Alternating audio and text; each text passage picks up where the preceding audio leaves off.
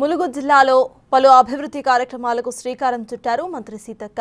కాంసిదేవ్పేట, జంగాలపల్లి గ్రామాల్లో సీసీ రోడ్లు, డ్రైనేజ్ నిర్మాణ పనులను ప్రారంభించారు ఆమె. జిల్లా కలెక్టర్తో పాటు పలువురు ప్రజాప్రతినిధులు పాల్గొన్నారు. వీలైనంత త్వరగా పనులు పూర్తి చేయాలని అధికారులను ఆదేశించారు. లక్నవరం చెరువును ఐలాండ్గా మార్చి అభివృద్ధి చేస్తామని తెలిపారు. పంట పొలాలకు నీరందించేందుకు రైతులు భూములిచ్చి సహకరించాలని కోరారు.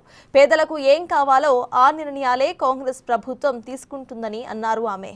ఇళ్లు లేని వారందరికీ కూడా దశల వారీగా అందిస్తామని హామీ ఇచ్చారు మంత్రి సీతక్క.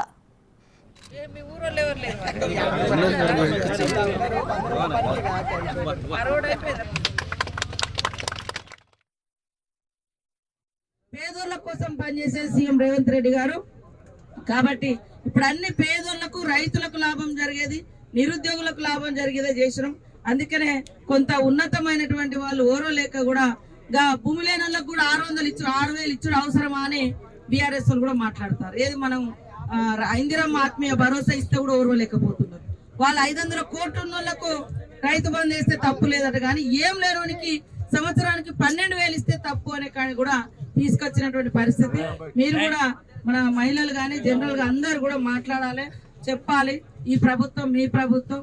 ఒకప్పుడు భూములు పంచింది, పట్టాలు ఇచ్చింది, ఇండ్లు ఇచ్చింది కూడా ఒకప్పుడు పెద్ద ఎత్తున. ఇప్పుడు ఇండ్లు ఉన్నాయి కూడా మరి గతంలోనే మన ప్రభుత్వాలలోనే. బీఆర్ఎస్ ప్రభుత్వంలో ఎక్కడ కూడా ఏరియాలు డబుల్ బెడ్రూమ్లు కనపడాయి మనం చూస్తా ఉన్నాం. కాబట్టి ఇప్పుడు ఇల్లులు కూడా ఇటు అధికారులు రాస్తున్నారు, ఇటు మనం కూడా చెక్ చేసుకొని పేదలకు ఫస్ట్ ఇల్లు లేని వాళ్ళకి ఇల్లు రాయండి. ఇల్లు ఉన్నోళ్ళకి కాదు, ఇల్లు కొంచెం మంచిగా ఉన్న వాళ్ళకి వచ్చే సంవత్సరం